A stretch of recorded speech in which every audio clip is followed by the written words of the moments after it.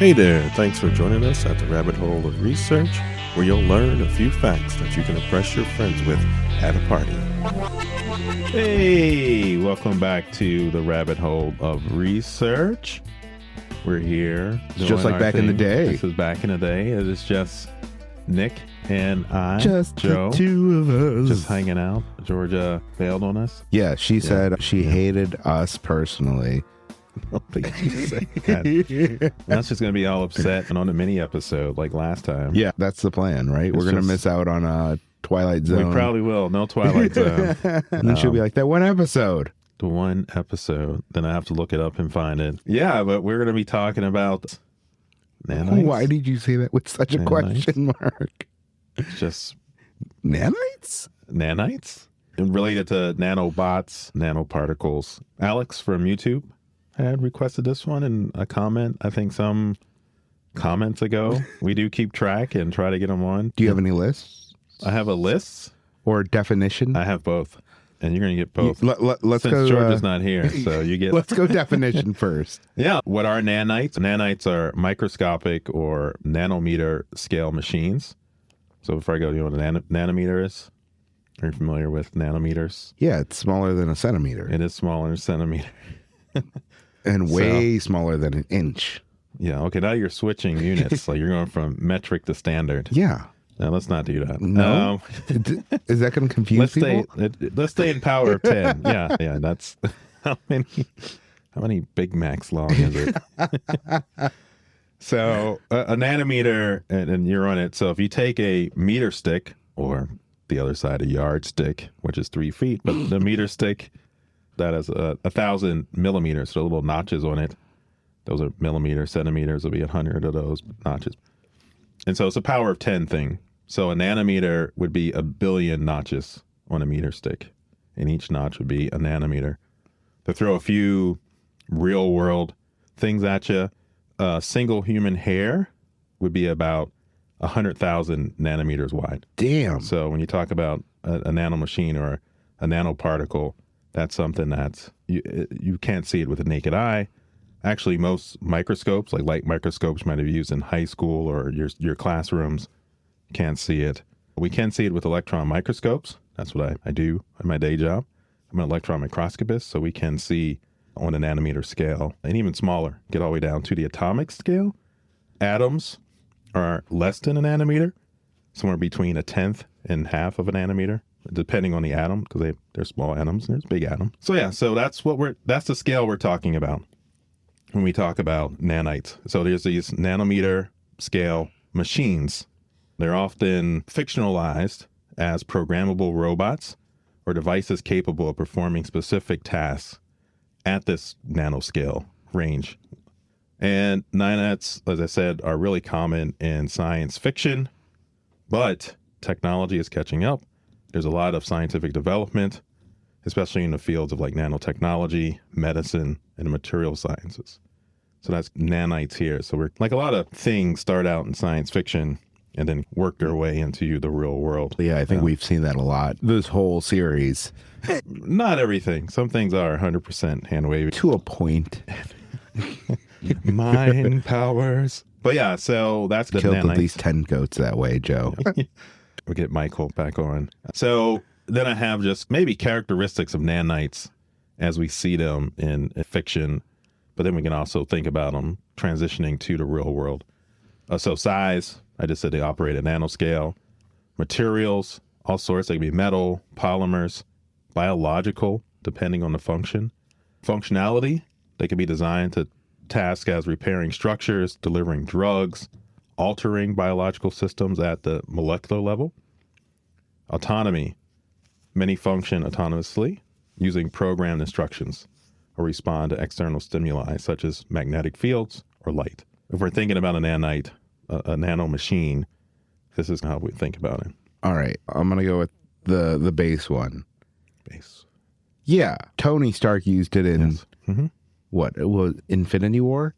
He did, yep. What was that, Mark 50? Something like that. Mark. That's totally plausible then, right? Enough of these combined together to build me a suit of armor. Okay, as defined, autonomous, programmed nanomachines, as far as I know, and if someone's in the field, they can correct me, do not really exist currently. I think we have to go up to macro bots or macro machines. So something a bit larger in the centimeter scale, things like that, or millions of nanometers, to put it that way. You can begin to see things that are autonomous and potentially can do different jobs. But the nano, as in Iron Man's suit and or Black Panther's. And Spider-Man's. And Spider-Man's, I guess. It's some extent it was, yeah. Because his Iron Spider one. Yeah. And you had it. You had the suits. The nanites were in some housing unit, be it the chest arc reactor, mobile wristbands, the chain that Black Panther, T'Challa had. They can reconfigure. They can be reshaped. They can make weapons, repair themselves from damage, recongregate. Deployment is instantaneous, things like that. But currently, there's no Iron Man nanite suit. I feel like that was a super cool idea. Like, it was. Yeah. Are nanites always going to be cybernetic or no? This is like the cybernetic question. I think they're separate entities that would be in you.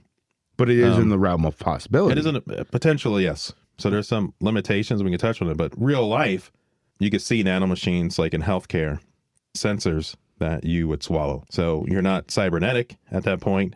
You swallowed something and now it is recording things that are happening within your body and then sending that information out.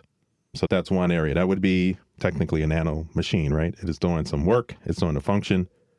And it has to be small enough that it can navigate your blood vessels and arteries and track along. I talked about directing with light or magnets, using nanomachines that, once again, that can help unclog arteries.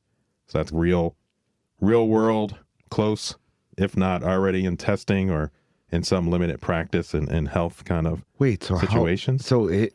How big is it? Is it literally a nanometer long or nanometers? But yes, in that realm, between 1 and 100 nanometers, let's say. So yes, subcellular size. Cells are 1,000 to 100,000 nanometers. You could just swallow this, and you could just swallow it. Yeah. This seems all right. Next question for this one: is it something that people are going to be able to weaponize? Because it sounds like yes. You go right there. Yes. Immediately. Yes. Surveillance. When you could a tracker swallowed and yes. And let's say nanoparticles are already a part of your life and everyone's life.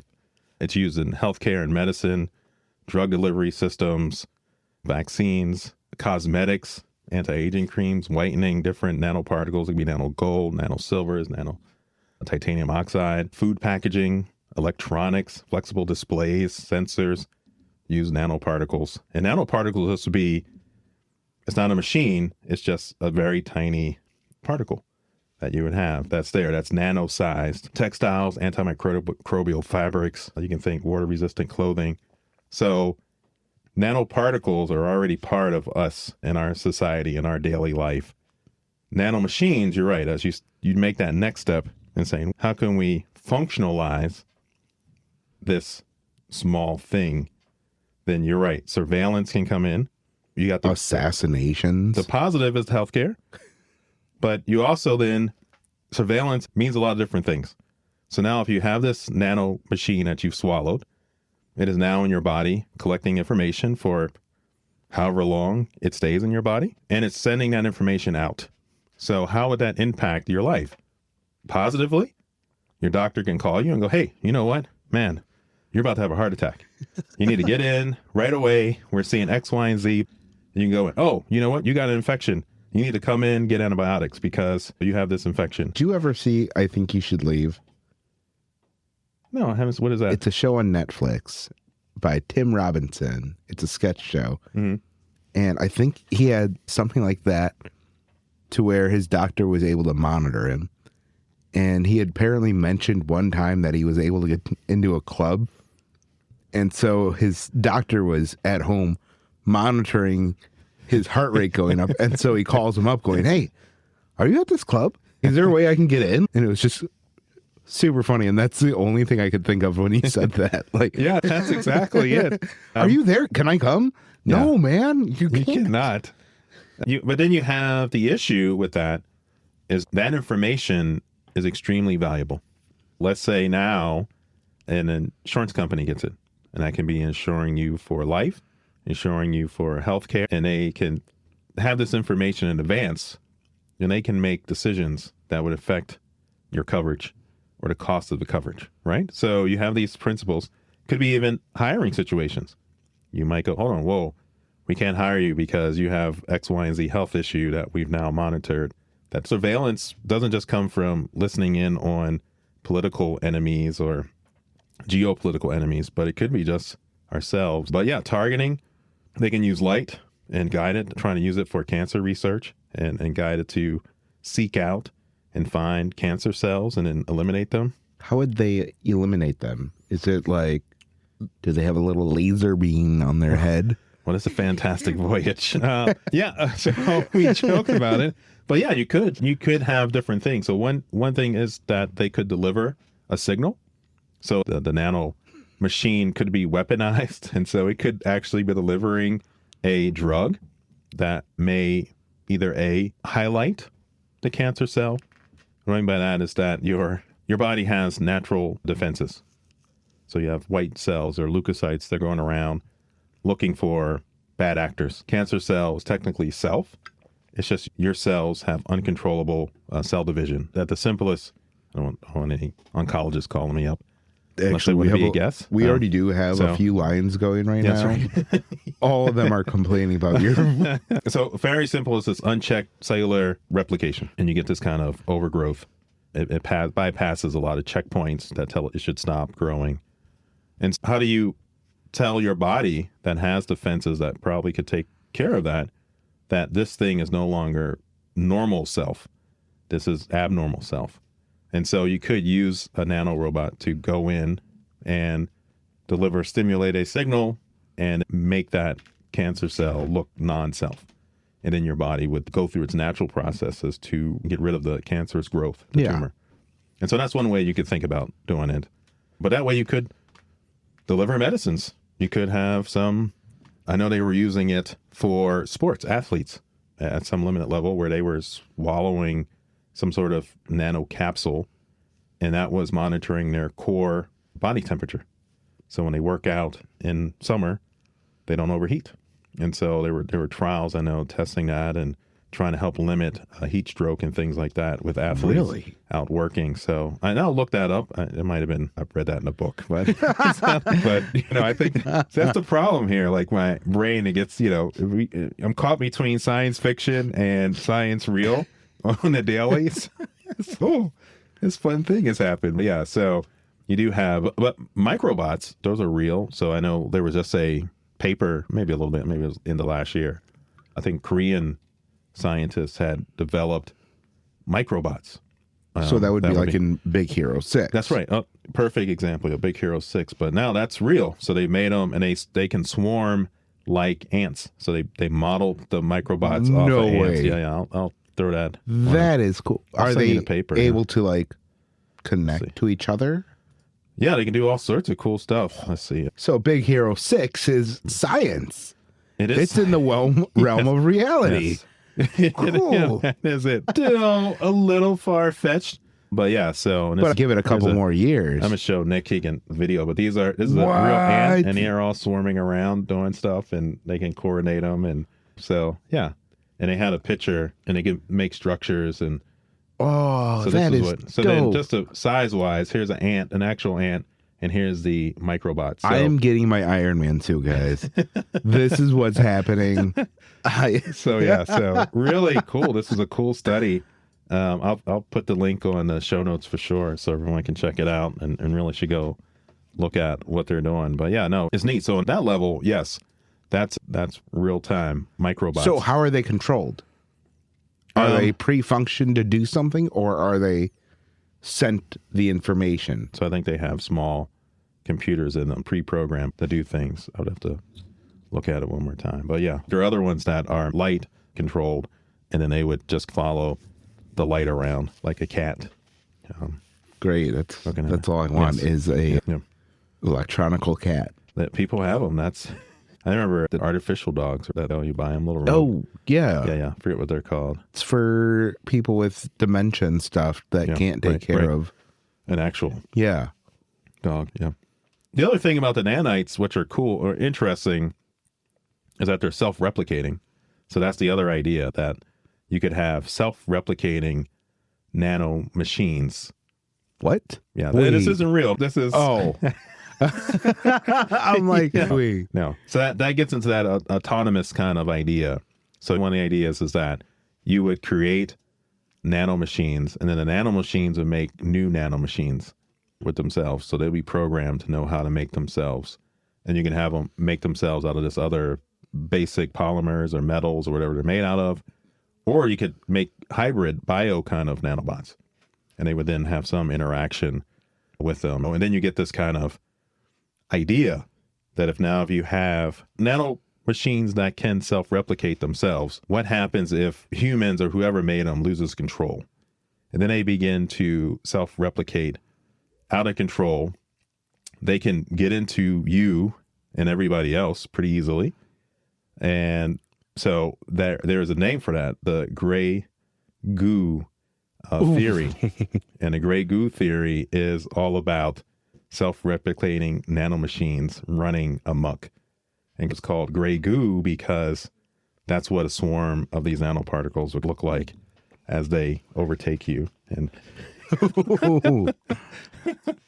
so that was just not to freak everyone out there. That would be, if it got in you, then it can pretty much just control your whole body. Yeah. That's the idea. So that was 1986, Eric Drexler first proposed the gray goo. That was when the term was coined. Didn't they have something like that in The Day the Earth Stood Still? There was nano machines. Yep, there was. Yes, yep, that was in there. Would that be considered the gray goo? Yes, I guess. I don't. I gotta. It's been a while since I watched. I know, right? The Sun Stood Still. So I'm like, was it the gray goo? But yeah, I think you're right. I think it was nanites or something like that. It's been a minute for me too, and yeah. Just when you said that, I was like, oh wait, that was like something that they did where it was just a swarm of it coming out of it and doing that. Yeah, and that was probably one of the first science fiction books I had read was Greg Bear's, not read like the first I read, but one of the first I read with this nanite kind of idea was Greg Bear's Blood Music. And that came out in 1985. And it was about this scientist. He has some experiment going. He gets kicked out of the lab. He doesn't want to lose his experiment, so he drinks it. George is not here to say I'm spoiling anything. But essentially, after drinking it, these things are capable of self-replication and kind of begin to destroy the environment. And I won't tell you the ending, who wins. And that's similar to the gray goo, but it was a year later when Eric Drexler talked about the gray goo. So it was interesting in that whole little... And what do you got there? You're going to tell me what the earliest reference, explicit mention of... No, I was trying to look up that book. You said Blood Music? Blood Music. Yeah, really good. Greg Bear. Good science fiction writer. Check him out. They'll be in the show notes. Yeah, I got to check that out. Yeah, that's a good book. Sorry, Yeah. I'm right away. Yes, I have to look I know, at this. you're like, he's already... Usually you yell at me because I don't give you a chance to say the earliest reference of whatever we're talking. I kind of didn't think it was going to be that early. You got to guess when how early it was? I'm gonna say You're gonna be like Aristotle. That always are we talking about books or movies? whatever you like. The first mention of 1932. No, that's a little. I mean, 1930s. People started talking about robots explicitly in there. Yeah, that's why I was thinking like man-sized robots. Probably not. I figured small if ones you yet. thought of like robots, you'd be like, huh, what if they were tiny? So it was actually a scientific proposal in 1959 by Richard Feynman. He gave a lecture titled "There's Plenty of Room at the Bottom," and he speculated about manipulating individual atoms to create microscopic machines. Not called nano machines or nanobytes or nanites yet, but that was the first kind of, at least the one I found, explicit mention of using tiny machines to do things, helpful things. not surveillance and weapons. Okay, so what was his idea of using it? Was it strictly healthcare, or was it like, oh, we'll use these tiny machines and they'll iron my shirt, so when I wake up in the morning... No, I mean, like building, I mean, I think it was limited to things that you would do. Building materials, like in Big Hero 6, you brought it up. It's a great film. A great film and best intentions, right? That it would be used for building structures and transportation, and you would revolutionize if you could build machines and have machines work at the atomic level, and that would change the manufacturing process. So you think about in the 60s, that was like the second industrial age was rip and roaring. And so now if you could have machines that could be autonomous, tiny, and manipulating the individual atom that you would use to build any material, then you could just do whatever, send it out there, and you need to construct a house or build roads or whatever. It would revolutionize those industries. So that was the idea there. After that, I do have a little list here, stuff I found. Another favorite, The Andromeda Strain by Michael Crichton, Jurassic Park fame. Of course. Yeah. 1964, that book. And it wasn't a nanomachine per se, but it was a microscopic alien organism capable of replication, adaptation, all these things. Programmable machine kind of idea, but it came from extraterrestrial origin. We already mentioned it. Fantastic Voyage. Yep. Once again, that came up on the Shrinking episode. I feel like that's been coming up more lately. But it was a miniaturized submarine with a crew and actually had people driving it. But that was nano size because it was also the Magic School Bus did that. And then the Magic School Bus, yes. What didn't that school that bus was a do? little bit later than the earlier. Are you sure? I'm pretty sure it's been around for a long time. We had 84, we had Neuromancer, there was nanotechnology, a lot of that in there, especially brain-machine interfaces, molecular machines. I mentioned blood music. I mentioned the Eric Drexler's Engines of Creation. That was the gray goo idea. So nanites, as a word explicitly used as a term, wasn't until Star Trek The Next Generation in 1989. There was an episode called Evolution. And that's where the term nanites was used to describe microscopic robots that gain sentience. Interesting. So that's a little nanite from early idea of self-replicating machines to the nanites in that way. To the actual name of nanites. To the actual name of nanites, it wasn't thought of. So it wasn't right there at the beginning. Someone was like, oh, these are nanites or nanomachines. I'm still hung up a little bit on how close we are to actually having these regularly in our body and like out and about.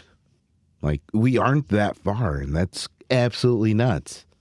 Because I know I was watching an episode of Moon Girl and Devil Dinosaur with Ellie recently, and even they brought it up on that show where Lunella was like, hey, this Cree took my work, and it was a moon knight. Where it was just a little nanite that looked like a moon, and it was helping. Can't remember what she said she was using it for, but the Cree that used it ended up using it to do brain control or mind control. Right. No, I think it's, like I said, folks are working on it. And I think it's the idea is getting it to nanoscale. We're at microscale. So maybe 1,000 times bigger. Let's say that, because a micrometer would be 1,000 times larger than a nanometer. So there's 1,000 nanometers in a micron. So think about it that way. So we're at microbots. So we're in the micron cell size. Still tiny. But so I think some of the challenges are ones that I found, or in some of the research, was building a complex device at nanoscale is extremely difficult. So miniaturizing the technology down far enough is a limit right now. But the same thing happened with like computers and things like that. So can we keep pushing that limit lower and lower? I think pushing devices down, will we hit some fundamental limit? Or can we keep making things smaller and have them functionally active, programmable, controllable at nanometer scale? And how easily are they going to end up being to make? Yes, exactly. Or how expensive. They could be cost prohibitive, so we can do it, but it might not be worth How the big do you effort. think the machine would have to be to make an? I don't know why. In my head, I'm like, oh man, this is gonna be like a building size machine just to pop up this. I don't know if it'd be a built-in size machine, but like nanofabrication labs, there's a lot of complex equipment, a lot of automation, like robots. It's not people soldering. No, it's gonna be one guy being like, shit, I hate This garage. this. That's right. Yeah. No, it's other machines building machines that are tiny. And that's how a lot of our microprocessors, things like that they're not. The reason is if you time traveled back to 1980, which is all Handwavium. Check the episode out. And We have a reference in the footnotes. I'll put it in the show notes. A lot of Handwavium. But if you did go back with your cell phone and you go back to 1980 and you show some scientists, they're working on things, some engineers, and they're like, look at this thing I got, this phone, let's build one. Some of the technology, the automation, the robotics didn't exist then to actually make the components of the cell phone we have now. So that's that gap there that you actually need. There's some technology that's going to probably be needed to make the technology. It's like a time loop. Honestly, what I don't know if you're familiar with the game Civilization. Yeah, I love Civilization. If you go ahead and take over a country and they have technology that you don't have, you can't replicate that That's right, yeah. because Right, you right, don't have right. the Well, knowledge. we see that in movies where some extraterrestrial Independence Day, where we had the ship and we couldn't do anything with it because we just don't have the tools or the know-how to know what we're messing with. Like, So you have it. You're yeah, like, cool. Right. I can't tell you what it's going to look like afterwards. I think the other thing maybe limiting is power. So how do you power these nanites in remote or biological environments? Where are they drawing their energy from to keep performing? So they'll be limited, maybe. So that's something there that Which you would would make have. that price be even higher. The price would be higher. If we're talking about human consumption, we do always have to think about, is it safe for living organisms? That's the last thing we think of. I thought that's like afterwards, and we're like, did you know you're ingesting those? So sometimes you can make something and it's not really meant to be eaten. That's going to be our side podcast. Things that shouldn't be eaten. Yes, We're going to attempt to eat random That's things. right. Yeah. Every episode now. We compare it to Big Macs, or can you eat it? Actually, you can't be. You shouldn't be eating Big Macs. Maybe that's true too. So yeah, no, but you could think you could make them if they don't go into human consumption, like environmental cleanup. So can nanites be useful there? And then maybe they could be solar powered because they're out in the environment. But yeah, you're right. You start running into practical limitations that aren't thought of. So like Iron Man's suit, how are all those nanites powered?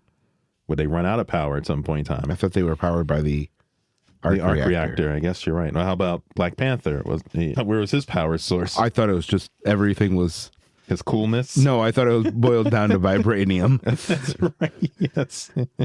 What's So, yeah, so you vibranium go- do? Everything. Yes, it's the magical metal. And then But yeah. Peter's, I think, was charged, right? You plugged it in? Yeah. Like, because remember it was in that one case where it was like, I know, but then that case broke apart and then he didn't charge it again. Like, how long does the charge last? I have no clue. Oh, see. So, I've got nothing. so that's, Oh, plus he doesn't even have that suit anymore. no. No, remember? That was in the end of No Way Home. It's been a little bit since I've seen it.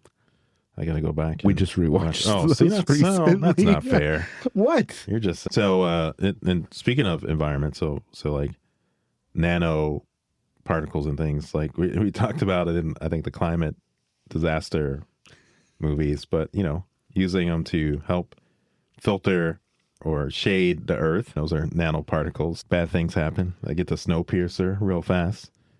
That'll be Yes. Oh, those are good times. man. Our times on the train. Yeah. But yeah, that's tissue repair. There's all sorts of cool stuff you can think of nanomachines doing in your body that people are Infinite things. working on. Infinite tissue damage repair, organs, dental work. Maybe you have your little Nanobots. I mean, that's the They're thing. just going to go on our teeth and just be just like go. cleaning everything. Enamel repair, cleaning, getting in there. No flossing anymore. You just have little nanomachines just cruising around in your body doing stuff. They have their infinite power, and they just in your body. Like you are powered by nanobots, nanites. Instead of a cup of joe in the morning, you're just going to take a cup of nanobots. Yeah. I think you need a recharge. Yeah, your nanobots will just go around and clean you out. Dude. Man, I think I need them to go to my arteries over here. That's right. You need to go in for your 60,000 hour checkup. Let's go. Just nice little plug-in. Yeah, just go and you have that. Good old nanots. What else you got? Anything else? I don't know. I mean, I think we covered. Nanomachines. Yeah, covered a lot of the fiction. I think we movies. covered a lot of what I I'm trying was. to think of other movies where nanomachines are in. It feels like it could be exploited more. I feel like it's definitely not used as much as others. Like, I know I was having a hard time thinking of all the movies that have used nanobots, but I think we covered a good chunk of them. Hell, even in video games, it's hard to pull for those. Like, it's... Yeah, I don't know if people think about it. Yeah, it's one of these, even nanoparticles and how prevalent they are in things that we do. I don't think people are quite aware. We think about, I think now, microplastics and probably nanoplastics. Probably if you got micro, you probably got nano. And I think that's in our conscious because we think about it in plastics and recycling. It's been talked about, but I don't think we think about all these other applications of nanomaterials and things we use. And then the next level of actual functional nano machines doing things in our bodies in some semi-autonomous way. How soon do you think it'll be till we're like, these nanobots are going to be eating away at the microplastics? Yeah, you're probably right that it might. We're just going to So I don't know if eating more. So I don't know if they'll eat or try to destroy them because then you just make them smaller. But I think that's probably a different episode, maybe on bioengineering other organisms to eat our waste. Which people are doing that. They are working on it. That's going to be a fun episode. But yeah, the machine might not. Maybe it collects instead of eat. Eat feels like you're going to start replicating and do something bad. I don't want the nano. I don't want nanobots to replicate. I'm down for it. I am not. That feels like bad things that is going to waiting to happen. The minute anything can just replicate, and no matter how many controls and safeguards you have, bad things happen. Look at Jurassic Park. I was down for it. I want that. I don't think you understand. I think people know how I feel about the science in Jurassic Park, but I'm using it as an example. Flawless. It's flawless science. Once again, maybe a different episode, but just one small nugget. Why they use frog DNA, the matched and missing DNA? When in the movie, they were like, birds are the descendants of dinosaurs. So why wouldn't one get bird DNA? I just don't. Okay. Different episode. I'm just gonna leave that little nugget out there for y'all, and a preview of some episodes. I think we gotta talk about this. Is Michael still alive? No, he passed away some time ago. We would have had a real hard talk with him. We need to reanimate him, and we'll have some words. And there it is, getting our time machine, our Handwavium machine. But yes, the simulation. That's Wes. That's his thing now. We can just go find him in the code and have a chat. But yes, I think that's it. So Joe, what were you drinking this episode? Oh yeah, we're at that part of it. Yes, I was drinking the Best Day Brewing Hazy IPA. It's a NA beer, pretty tasty. This is being recorded in January, so still on dry January, doing that. But yeah, how about yourself, Nick? I was drinking Liquid Death Convicted Melon. And that's a usual drink for me.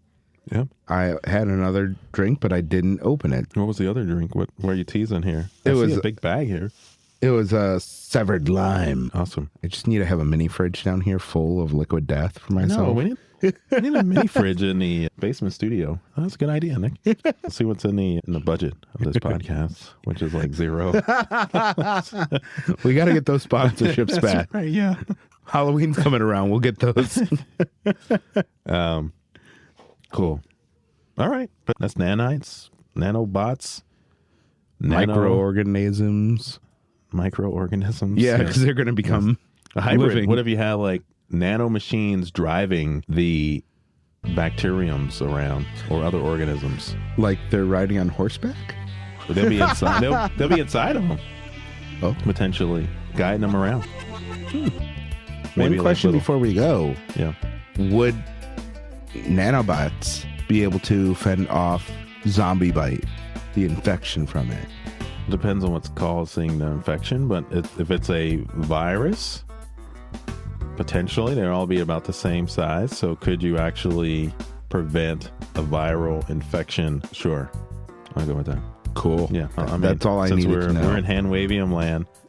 I'll slap some more Handwavium on there. If it's bacterial, also, you could, yeah.